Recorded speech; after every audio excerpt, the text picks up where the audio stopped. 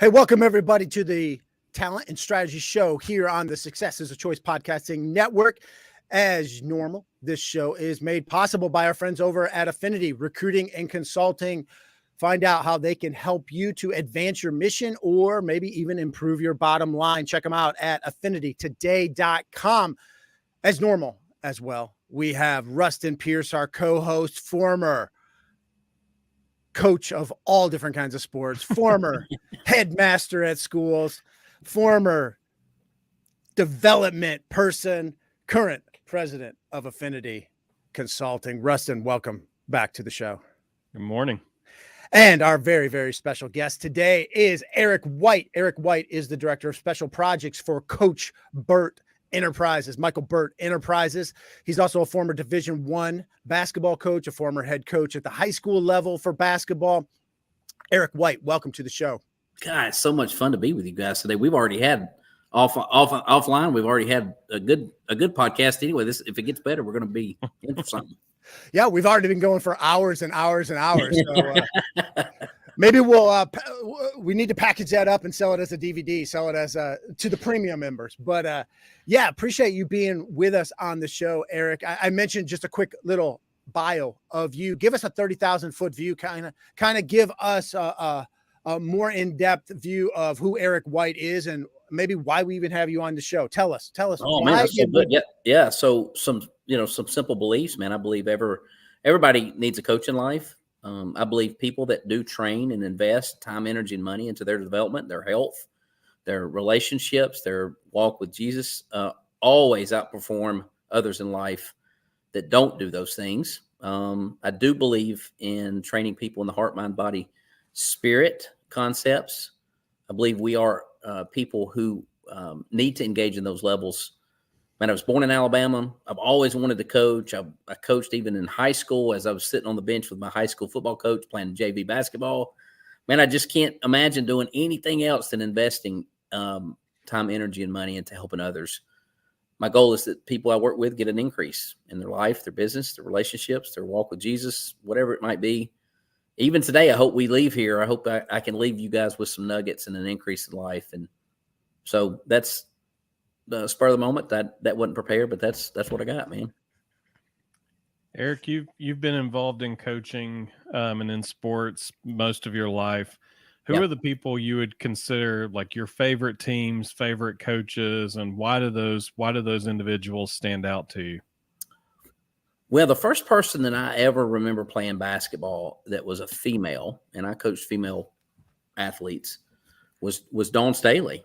I remember seeing her on CBS. I believe it was in the Final Four. And I don't remember who else she was playing in that, but I remember watching her play and going, man, she is so good. Yep. And it attracted me to the sport of women's girls basketball. And so that I remember her. And then, of course, Pat Summitt was an unbelievable influence on my career. I was able to work summer camps there for about 4 or 5 years.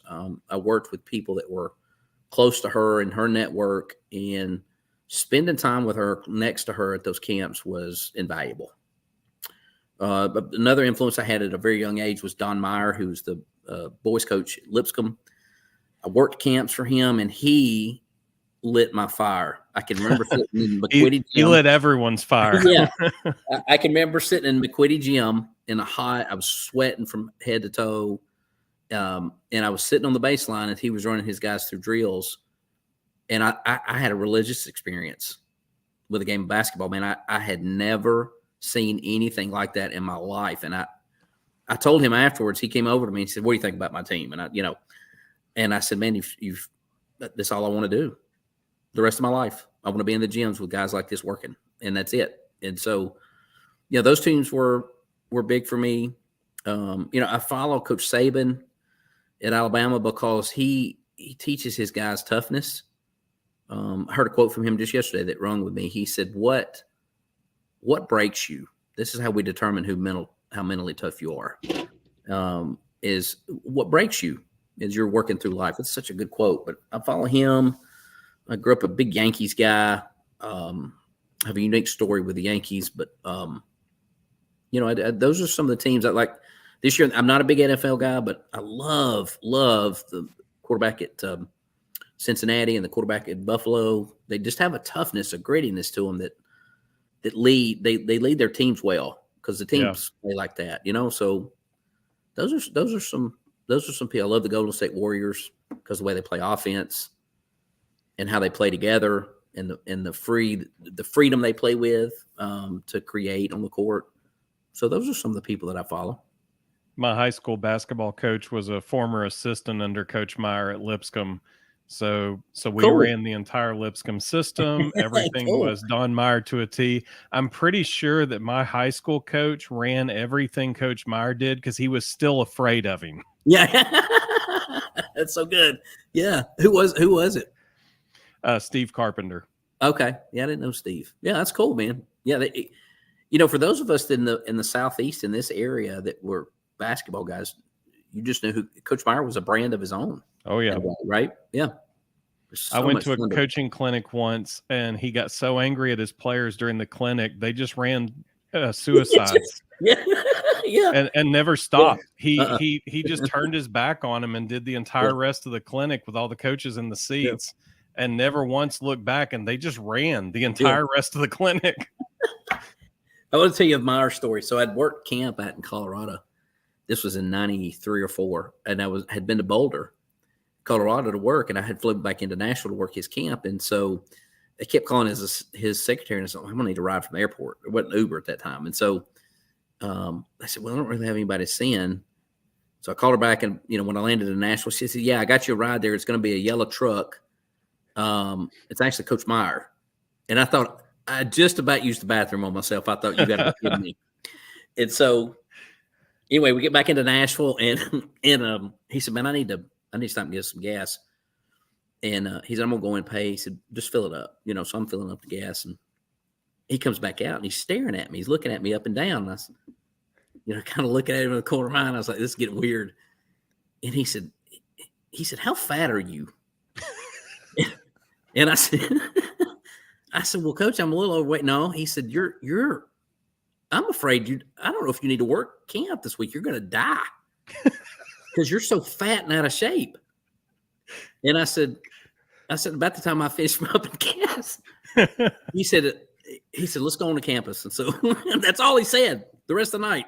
So the next day we're getting a meal, and I feel something dripping on top of my head.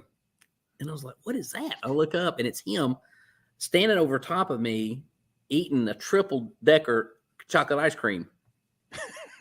And he's dripping chocolate on my head. And I look, he's staring at my plate. And I had like 3 plates, pizza, like I was eating. And he said, you're not going to make it through the week. And so I worked with him like 6 weeks that summer, and he would not quit. But what he was trying to help me. And so the next year I spent the whole year training. I trained to run a marathon. I came back, man, I had dropped 60 or 70 pounds, and I couldn't wait to get back to campus. I was able to show him. So I walked up to him, and he looked at me and kind of frowned. He said, good to have you back. That's all he said. I'd waited the whole year to show him, but anyway, but he helped me. Had he not made that little comment, it activated something in me to get in shape because I understood what he was trying to do, Mm-hmm. And being coachable, guys, people that are open and curious. And just being coachable to somebody telling you the hard truth is, most people aren't willing to do that. Why is that? And that's even for leaders and coaches and business people. We want our people to be coachable, but we're not coachable sometimes. Yeah. How do you go home tonight and tell your kids that you want them to go off to school tomorrow and reach their potential when you're not trying to reach yours? It's hypocrisy. And look, by the way, kids know that. Oh, yeah. I think most people are closed off. They've got ego. They've got pride. They've got, who knows, what they got, they just, I'm looking for people I'm looking for 3 to 5 people a day now in what I do. And I'm in a sales role, offering coaching services. I'm looking for people that are hungry, humble, and coachable. I'm looking for people that have time, energy, and money to invest in their development. They're interested in helping other people. They don't posture with ego or conflict or drama, and it's important for those that are on this podcast. If you're in business or if you're in anything, who are you looking for, like, to do business with? Coach, we've always had an affinity with each other because I think we're in alignment on those things, and so I think it's critical for those people who may be watching this if you're not clear on who your ideal client is or who you want to coach or who you want to work with, you need to get clear and develop a language around it. Well, we spent a lot of time talking about Don Meyer, and a lot of people may not even know Don Meyer and the thousands of games he won as a coach. I've often thought of Don Meyer as being kind of that like guitar player or that drummer that every other entertainer knows. Like everybody says that is the drummer, where you and I and the yahoos out there that just listen to music, we're like, well, Eddie Van Halen or right. Slash, we know like 3 or 4. Yeah. But he's the guitarist. He's the coach's coach. Every coach knows who Don Meyer is, whether the public knew who he was. Every coach admired him, just like we were talking about him for forever. Yeah. Oh, I have so many Don Meyer stories, but if I brought Don Meyer up to the casual fan, they have no idea who I'm talking about. But if you bring up Don Meyer to any coach, they all know who Don Meyer is. Yeah. And I still have, I don't know how many VHS tapes I have in my garage. And I keep saying, I'm going to put them on DVD. And then my wife is like, DVDs are going out of style too. Actually, they went out of style a while ago. And I'm like, okay, well, I'm going to put them on something. But I've got all these Don Meyer VHS tapes from when I was coaching, and Eric, Ruston, I'm sure you were in the same boat. You would slide in one of those and watch him do his motion offense, watch him do his defense or whatever it was. I used to create entire practice plans off of those videos. Yeah. Because the success spoke for itself. When I went on interviews for jobs or I was doing something like this, I would go back to, I've still got my notebooks, by the way. My wife tried to throw them away when we first got married. And I said, I'm going to tell you something right now. This marriage is not going to make it if you throw them things away. I was joking, of course, but there's so many, it's so good. And so I go back and revisit those things. If I have some kind of prep where I'm going to be in front of people and want to bring some value, because there's so much really, he was a personal development guy. He was developing men versus coaching basketball. Yep. In my opinion, Well, he developed you. He motivated you. Now some people might say that was weight shaming or something like that in today's day and age, but he definitely motivated you. Coach Meyer would not make it in the politically correct environment in which we live nowadays. Let me tell you, No, one of the ways that we probably get a little bit overweight or get out of shape is eating too much on game days. And you were at Ole Miss. And Ole Miss, I don't think Ole Miss has ever lost a tailgate. And all the great tailgating in the SEC or in college football, Ole Miss is probably year after year national champs. Yeah, we won every football Saturday on the tailgating side. And I'm going to tell you something. They do chandeliers. They spend tens of thousands of dollars on these sites. And the funny story is when I got to Ole Miss, one of the responsibilities I learned I had was I was responsible for finding us a spot in the Grove to tailgate. And, oh, by the way, there's not any spots. So I get over there and we got to set up early. Most everybody at Ole Miss, you set up on Friday night. I think it's at 7 or something like that at dark. I can't remember.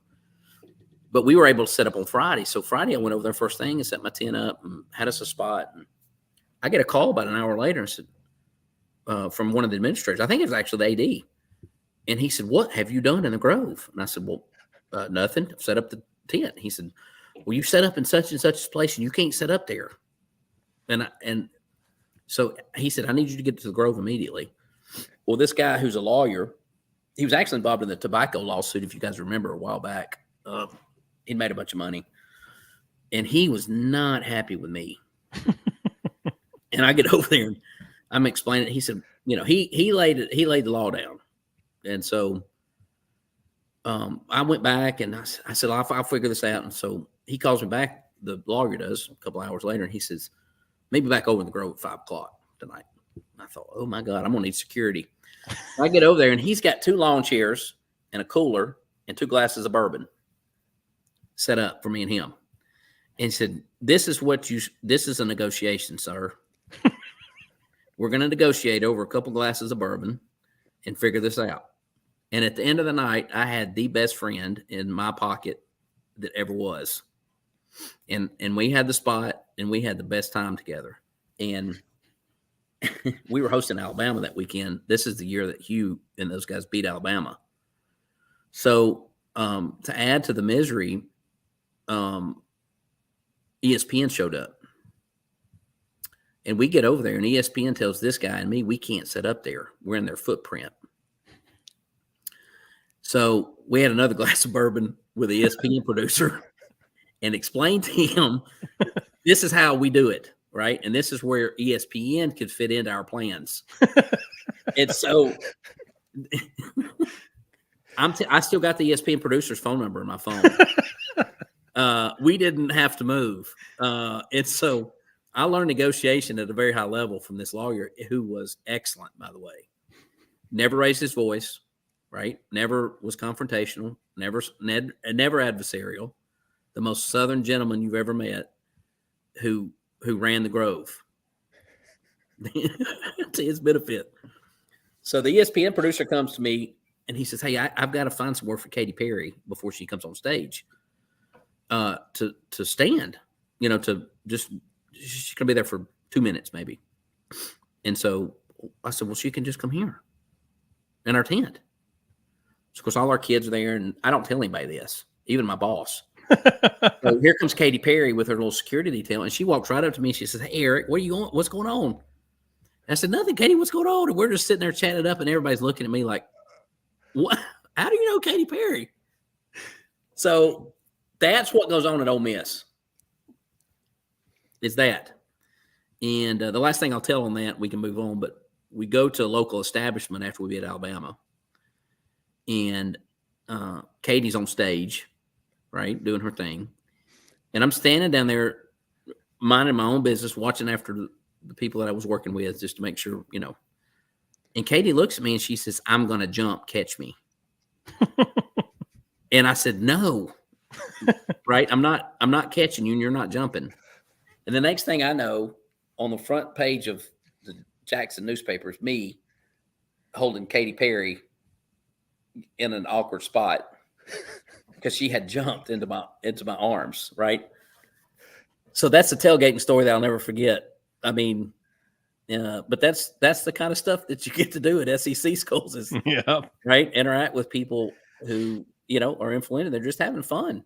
I mean, I'll never forget that as long as I live. There's a lot more to that, but I will just leave it out for time's sake. And, I'm not sure the audience is appropriate. So, well, Eric, that picture was a lot more places than just that newspaper. Yeah, I had a buddy of mine that was living in New York at the time, and he said, why are you on the front page of the New York Times, man? And I said, so. Living the dream. Yeah. I had forgotten about that until you mentioned that, but I do remember Katy Perry there was a lot of photographs of her having a lot of fun that weekend. Yes. In the Grove. And I'd forgotten about that until you mentioned that. So I've heard. So I've heard that there were pictures of her having fun. My wife must have told me or something. Well, I saw it firsthand. She was having plenty of fun. Right. Yeah, the most fun for enough anybody. So but there were serious things that were going on at Ole Miss too. But to your point, that's the environment that's there at Ole Miss. Is it attracts? I mean, there were movie stars that would fly in. I met Rick Perry, the governor of Texas, was there because he came in to watch Texas A&M. I actually carried him in a golf cart across campus because his security detail forgot to get him one. He came up to me and he said, "Is that your golf cart?" And I said, "Yes, sir." And he said, "Well, can you give me a ride over across campus? My so-and-so forgot to get my golf cart." And I said, "Yeah, let's go." And he said, "If you're ever in Texas, I wish you'd give me a call. Let me take you to dinner." I mean, that's why he was. I mean, he just was about the nicest guy ever. I mean, so, but that's the environment that we were in. We were constantly circulating. Man, and there's a serious note there. There's a power in the proximity being in proximity to people that are moving and shaking. If you can get in those rooms with people, there's value there, not just, funny stories. There really is value in being in those rooms. And at Ole Miss, man, I got to interact with millionaires, billionaires, people, out in the business world or in sports and personalities. It just, there's no way to quantify that money, the value of that. Well, people of interest, people that That's right. Absolutely. And you're the director of special projects, but you're essentially the right-hand man for Coach Burt, Micheal Burt Right. Enterprises. And he's a former basketball coach as well. He Correct. owns his business, and, he's become a multimillionaire with his coaching business. What, you've said a lot of things that if I wasn't looking at you, I would think it was Micheal Burt talking. Like you've aligned with him, and you're a good teammate with him because you believe a lot of the same things he does. But what makes him different or special that's essentially made you want to work for him all these years as well? What is that secret sauce to his success, going from a guy that was making, $40,000-$50,000 as a teacher coach to a multimillionaire, helping other people become multimillionaires? So Coach Burt and I used to meet on Broad Street in Murfreesboro when he was the coach at Riverdale and I was working at MTSU. We would meet after church. We went to World Outreach Church in Murfreesboro at that time, and we would eat at the Logans on Broad Street every Sunday, right? And we would visioneer, it's a big word, visioneer this idea of him coaching adults, because he was teaching these student athletes at Riverdale the concepts of Good to Great, 7 Habits of Highly Effective People. He was taking personal development, business growth concepts and teaching it to his team. And he was doing it every morning at, I think they came in at like 5:30 or 6. And they did a lesson on growth. And he was teaching them these concepts, and it was changing their life. Riverdale's demographic is a little bit of an inner city type school. It's low socioeconomic, not to profile, but that's what it was, right? I mean, and these kids were making better grades. They were showing up in class. They were dressing proper. You know what I'm saying? Like they just were changing. And the people in the community were like, hey, what are you doing with those kids? So First Bank, Dell Computers, some other people started hiring Coach to speak. Just say, would you come call to our team? And so I was watching him do that. Well, Coach called me one day, and I was working at Austin P, and he said, man, I quit my job today. I said, well, you did what? Riverdale High School probably still is the girls' best basketball job in the state of Tennessee. And I said, man, are you stupid? And he said, no, I'm going to start a business coaching company. I'm going to coach adults. And I said, that's the craziest thing I've ever heard. Well, he had been preparing to do that for years. And we were talking about it on those Sundays. What separates Coach and what drew me to him is when he has a concept, a creative idea, he gets into action. He didn't pray about it. He didn't ask people about it, right? He didn't do it. I mean, he just does it. He gets into action with something and pushes it, and he doesn't care what you think. He doesn't care how he might be viewed. He just, because in his heart of hearts, he's convicted. And there's a process to it. Once you have a conviction or once you have a revelation, then you become convicted about it, which gets you into action. And that's what he does. So when I got let go at Ole Miss in the middle of the year, it was unexpected. It was low rent. I mean, that's about all I'm going to say about it. But it caught everybody off guard, and I got let go. So I called Coach, and I was like, man, how do you apply for a job? Like, I'm not going to basketball. But I'm not, I was butthurt over getting let go. And I said, man, how do you even, like, how do I get a job at Wendy's? Or, I had no clue. And he said, come over here with me for a year. I'm going to teach you how to sell. I'm going to teach you the business concepts. I'm going to teach you, we'll meet, we'll introduce you to somebody. You go sell houses or something. That's 6 years ago. And I've doubled and tripled my income. I'm helping people. I'm writing 6-figure contracts. I'm working with millionaires a lot. The numbers aren't important, but that just gives you, we're solving problems for people and helping them grow. So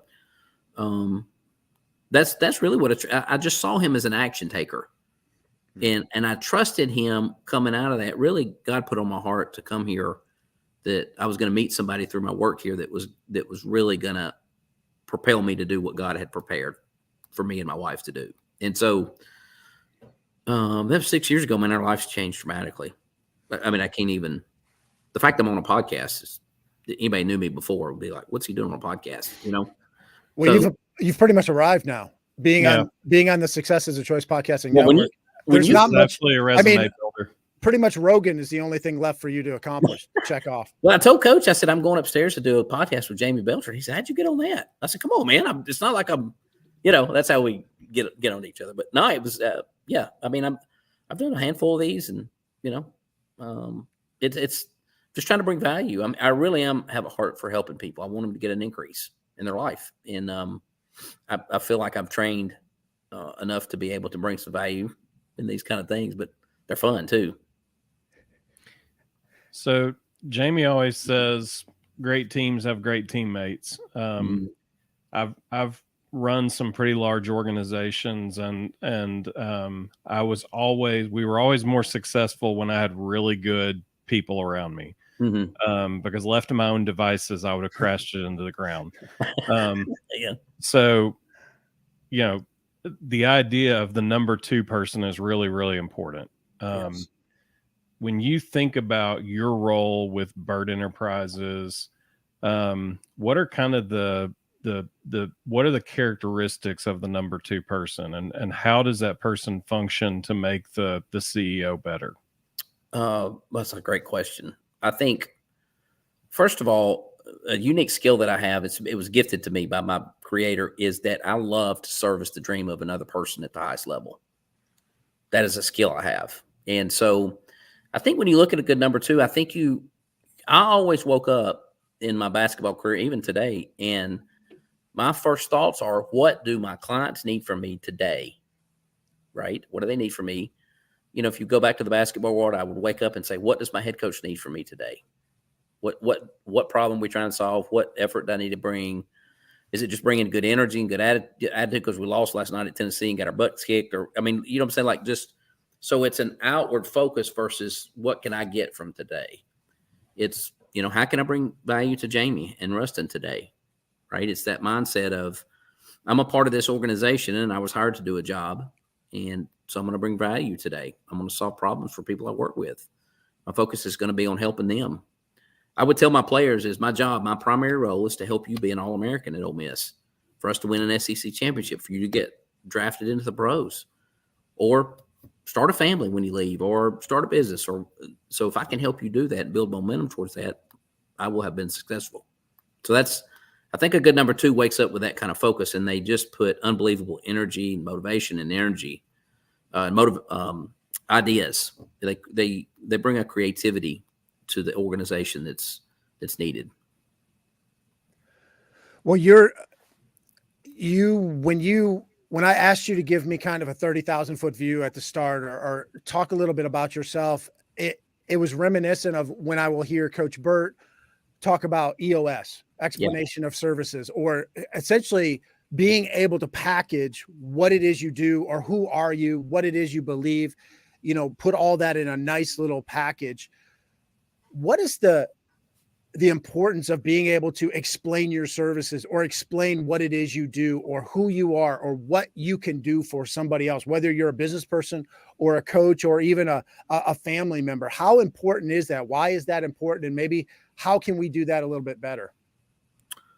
I think it's mission critical. If you just think about the people that you interact with in a day, the first thing we're going to ask each other if we meet in a Starbucks is, hey, what do you do for a living? Right? Well, I sell real estate. I sell insurance. I'm, God forbid, I'm a pastor, which scares everybody off. Right? I mean, you know what I'm saying? Like it's, so what you really should do, because we believe like attracts like. We do business with those people we typically have an agreement or we're in alignment with. Right? If you were doing a show today on heavy metal and something controversial that I have I'm not in alignment with, why would we be on here together? Right. So I think you got to come up with this idea that you should be able to articulate what it is you believe, why you believe it, and how you've used those beliefs to bring value to people in the marketplace and in the world. So it should be something like, I believe your health is your personal responsibility. I believe your health is your greatest asset, right? I believe that because what we see in the world is most people get to the end of the life and they can't function. They don't have a quality of life. And they look back with regret and realize it could have all been controlled by what they were feeding their bodies, what they were feeding their minds, what they were feeding and how they were interacting emotionally with the world. So because of that, I've partnered with the top health company in the world to offer health coaching services. And in fact, I've helped people just like you get healthy.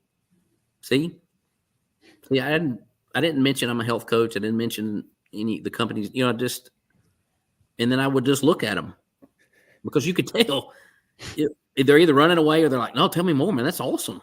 Or they're just lukewarm. They're like, oh, that's cool. So you most people can't articulate what they believe. If you look at our political system, nobody can tell you what they believe. They can only tell you how bad the other side is. Yeah. Right. I could just talk bad about Ruston. It has nothing to do with my skill set or my ability to solve problems at the country. I mean, I could just say Ruston's just a sorry individual. Right. And that guy Jamy hangs out with is pitiful. All they do is just sit around and do this and do that. Right. Man, I just need to know what you believe. How are you going to help me? So we do have a framework in our business coaching program that it's called Explanation of Value. We came up with it. There's an insurance guy in the world that partnered with Coach. He was a client of Coach's that developed the framework, and his name escapes me right at the moment. If he sees this podcast, he'll be all over me. Tom Love is his name. And so, but Tom and Coach partnered up to come up with this explanation of service. We call it explanation of value now, but then it's just what you believe, why you believe it, and then social proof behind how you've helped other people based on those beliefs. And when you partner that with some energy and ideas, some real connectivity, I mean, it can be powerful. It really can. We're going to do a test on this later for you guys. I'm going to ask you to give me your EOS at the end of the program. Now I've given you some free business coaching. We should workshop this. We should. Well, go ahead and why don't you workshop it with Ruston? You can start with Ruston. Yeah, of course, right? Yeah. Hey, what's that old saying? Change is first. You go first. Yeah, change is great. You go first, Ruston. Yeah. Be the change you want to see in the world, and I would like Ruston to change. So let's change Ruston. Well, I think what my wife's fully on board with that. Most people were finding. I mean, I think the percentage is maybe 90%. Most people aren't clear on what their greatest ambition is. I bet it's 90%. Most people can't tell you, like, this is my desired outcome for my life, my business, my relationships. Most people can't tell you that, I'm focused on this one thing. I'm pouring everything I got into this project.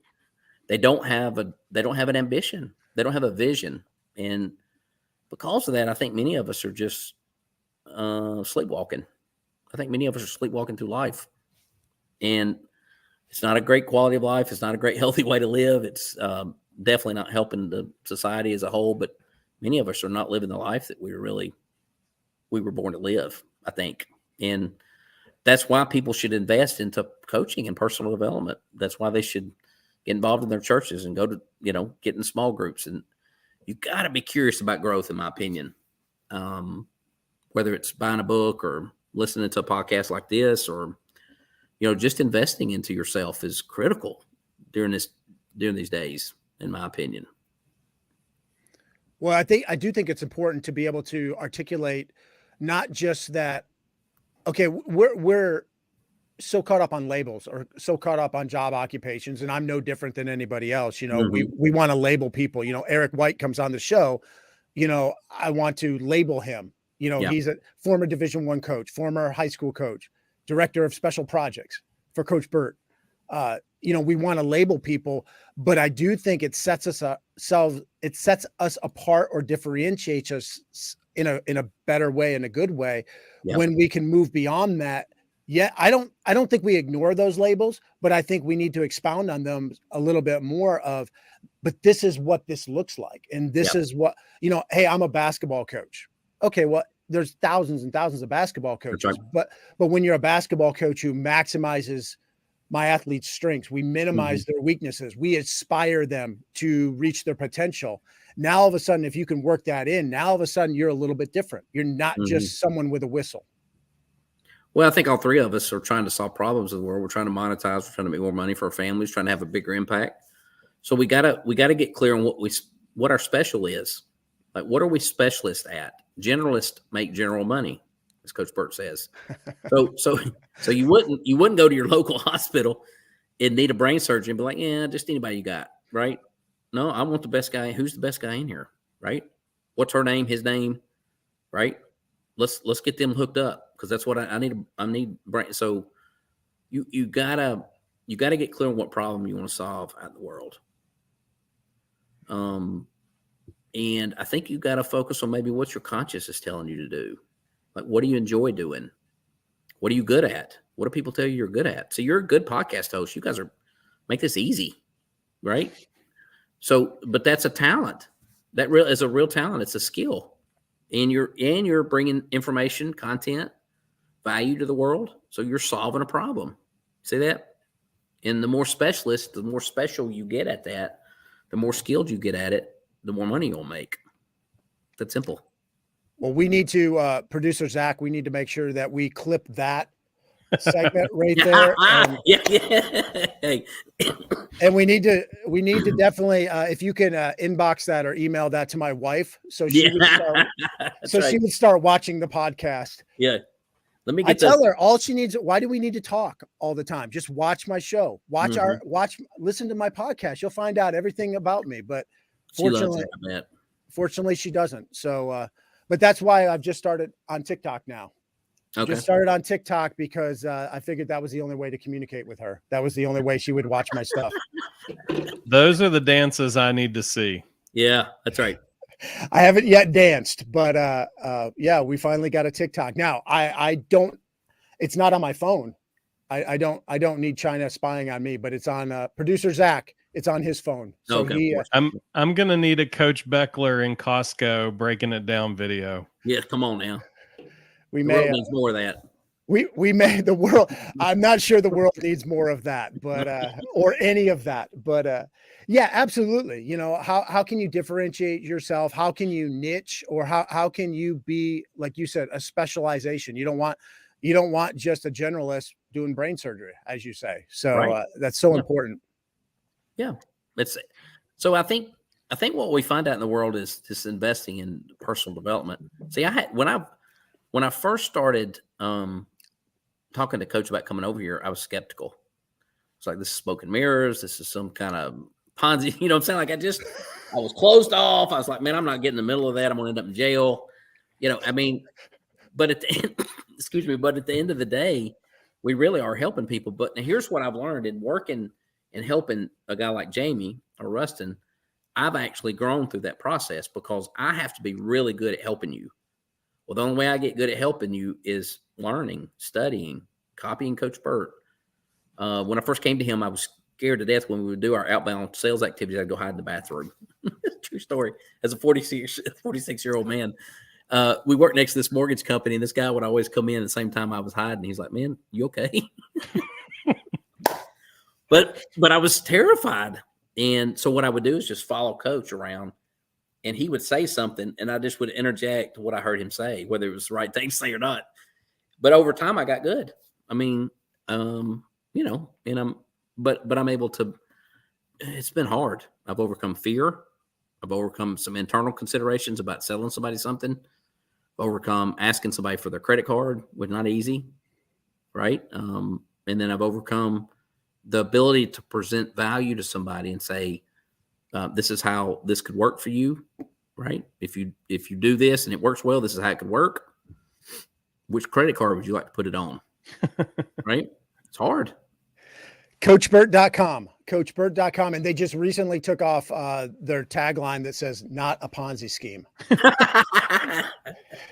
It's so funny. CoachBurt.com. You won't go to jail. That's right. Not a Ponzi scheme. No, that's right. We really are. All can decide what I would encourage everybody to do. If you went to CoachBurt.com, and you're not going to have any information who Micheal Burt is, but he just released a book called Flip the Switch. And maybe we could talk just a minute about it, because I was actually just about to ask you that. Okay, good. So it is Flip the Switch, how to activate your drive to achieve a freakish level of success. Mm-hmm. What made him write that book, and why should we all go buy it? Okay, so let's get into it. So he went to a seminar, and I believe the seminar was in Gallatin, Tennessee, believe it or not, like the Holiday Inn. And there was this guy there who was in the Vietnam War, and his sole job in the Vietnam War was to take his dog out every day and to scout out looking for booby traps, mines, whatever, right? And so he's literally a walking guinea pig. Exactly. And so what he would do every day is just get up and go out, and he never knew if he was going to come back. Now, any day you wake up and you think, man, I got it rough today, I want you to think about that guy going out in the jungle with a dog by himself in the war. I mean, and the drive it took for him to continue to do that. So Coach Burt was sitting in that audience, and he saw a lady. They had a box, had a snake in it, and they were passing it around the room. Now, nobody knew there was a snake in it, okay? So it got up to this lady up the front, and the guy running the seminar said, just reach into the box and pull what's out in the box. And he didn't tell anybody it was a snake. Well, the lady, just like the rest of us, looked in the box and saw it was a snake, and she freaked out. Now, it wasn't a big snake. It was just like a little garden snake, right? It's not going to kill anybody. But they spent the next hour and a half talking her into picking up the snake, right? This is a Tony Robbins type walking on the coals type thing, right? Well, she just wouldn't do it. So they went around the room, right? And everybody was like, snake. It's like, so it gets back to her, and there's the box. Well, she just breaks down, right? And he has a breakdown moment with her. She has a revelation, and something in her clicks, and she reaches in there and picks it out. Doesn't even think twice about it. Something flipped in her. Something flipped a switch into her, and she pushed through that fear, and she will never be the same. Same thing happened to me. Once I started making sales calls and I started collecting sales, I made more sales calls because I was like, this is easy. The fear I would get over in making the outbound calls, you got to lean into that. There's a concept here that's going to break somebody through to something here when they hear it. Whatever you're scared of is the one thing you got to lean in and go do. The minute you think about being scared of something, go do it. Just go do it. Just tackle it. You may fail at it. You may win at it. I don't know. But eventually it's going to break through something in you that will help you. So Coach had a revelation as he was sitting in that audience, and humans have a prey drive. If you look up the dictionary, prey drive, P-R-E-Y, is an instinctual ability of an animal to stalk, capture, and kill its prey so that it can eat, right? So its family can eat. If that animal doesn't do that today, he doesn't eat. If I don't sell something, I can't pay my rent, right? So humans have a prey drive, P-R-E-Y. We have the ability to create something in our mind, to stalk it, to capture it, and to win at it so that we can be successful.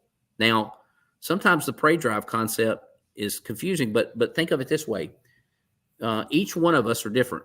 Our prey drives may be activated through competition, embarrassment, fear of loss, exposure. When I go to big conferences, my prey drive is activated because I'm in this energy, and there's people trying to get better, and competition activates mine. Coach Burt will every once in a while come by and say, "Hey, how are you going to go home tonight and explain to your wife you're not selling anything?"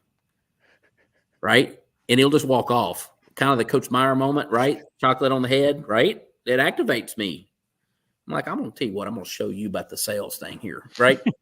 So prey drive is prevalent in humans, and most of us, to the point earlier, are sleepwalking through life. So we're not being activated for some reason or another, and it's holding us back. So Flip the Switch is a new book that Coach Burt wrote and released through Random House about a week ago. We're sold out on Amazon and Barnes & Noble. So right now, I don't think you can get a copy unless you call me directly, and I'd be happy to get one for you. And we're doing a book club around it, which everybody should get in, Ruston. It's on Wednesdays at 12:30 Central. It's free if you buy the book. And Coach is just coaching people the next 8th week. I would highly encourage both of you to get in there, right? And just they're about 30 minutes in length. And yesterday was such a big break. We see people crying, emotional. We see people excited. We see people go start businesses. We see people, have real breakthroughs around this concept because Coach Burt has the ability to pull out something in somebody they don't even know they have. He's done that for me. What he's really helped me get clear on is I really want to step into the ministry a little bit and help people. I want to help them experience the presence of God at a whole new level because I think that's where the life change happens at the end of the day. It's taken me 6 years to get there, right? but at the end of the day, that's it. I mean, at the end of the day, if I get kicked out of my home and my wife and I have to go to Motel 6 tonight, or we lose everything, we can't lose our salvation. We can't lose our connection to God, and we cannot lose his presence, his protection. That ain't going away. There's nobody that can take it away. And so as we walk through this difficult period, the last 2 or 3 years with COVID and downturns in the economy and just the craziness that's going on with our political situation, our culture, with some of the other things that are going on, I mean, you got to get clear on where home base is, in my opinion. Yeah. That's what I've been doing. So, but I didn't know that coming into work for Coach. I didn't know what I wanted to do. I was like most people. So, but Coach Burt has written, I think, 1.7 bajillion books.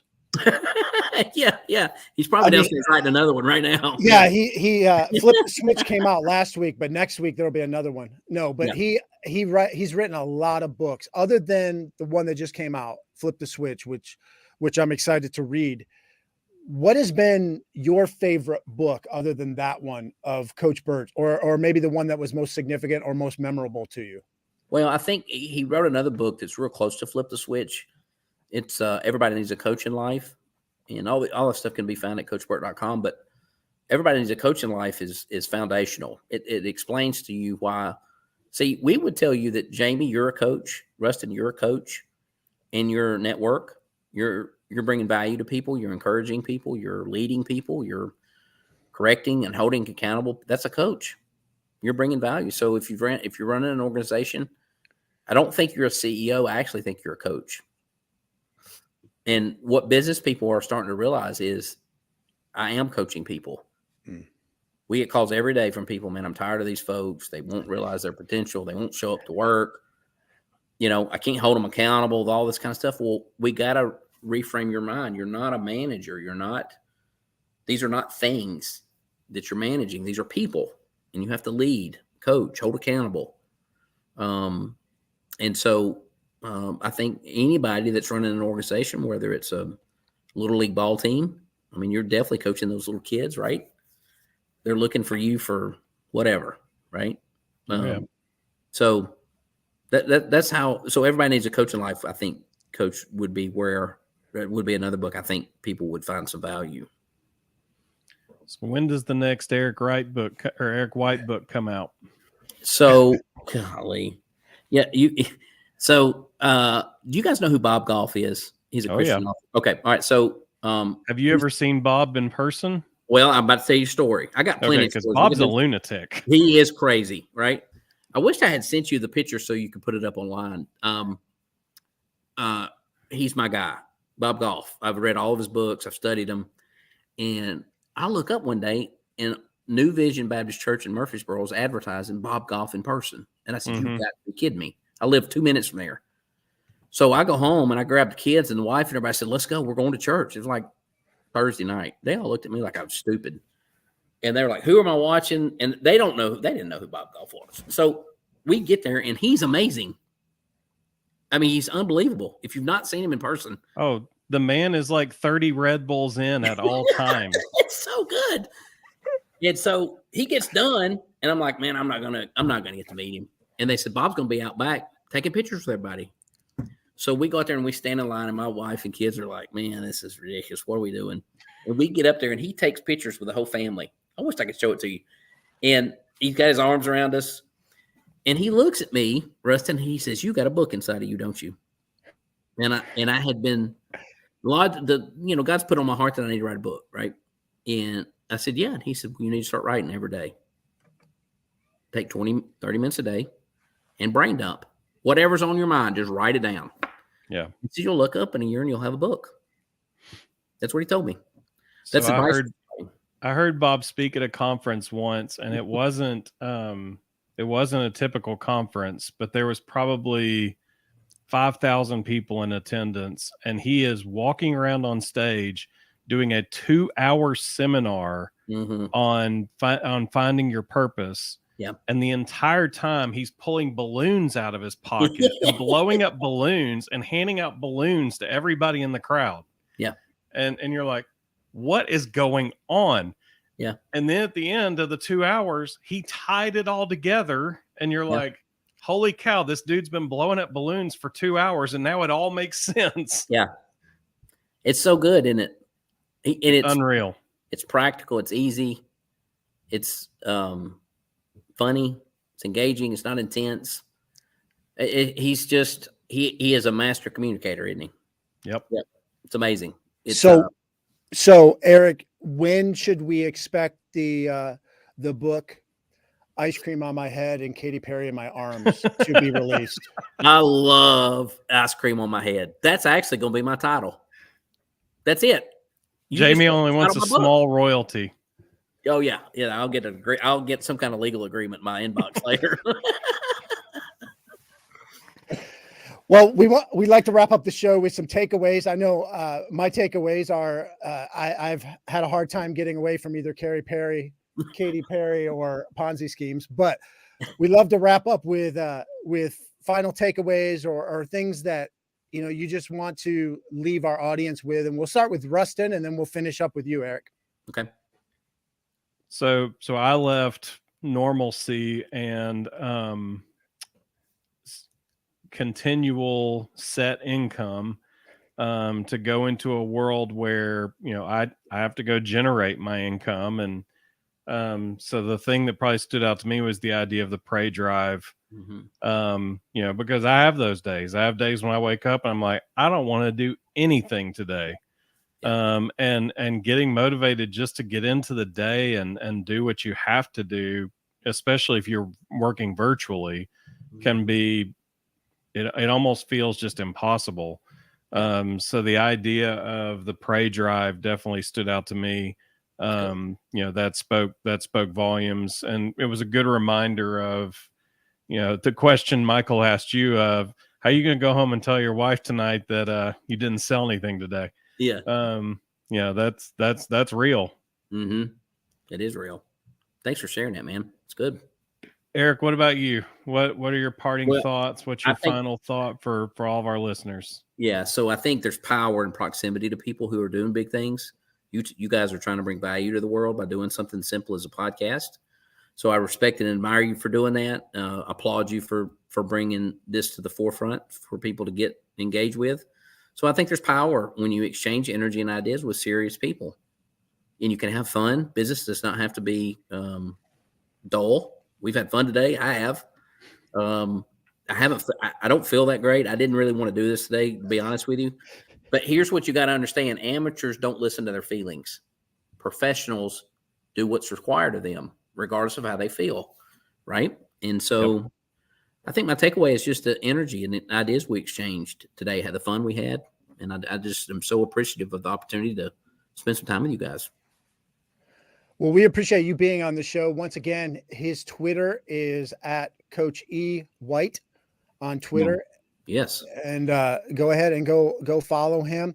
And also you can check out all the projects that Coach Burt, Micheal Burt Enterprises is doing, which Eric has a key part in that as director of special projects, but they're doing so many things to help add value. But go ahead and check that out at coachburt.com, coachburt.com. Everybody, we appreciate you joining us today, whether you were watching this on YouTube, LinkedIn, Facebook, Rumble, whether you're listening to this on the Success is a Choice podcast network. We definitely appreciate all of you joining us. And until next time, we'll be back here next Friday at 11 a.m. Eastern time. So we appreciate everybody joining us again, and we'll have another special guest that's adding value and insights to your world. Until next time, remember that success is a choice. What choice will you make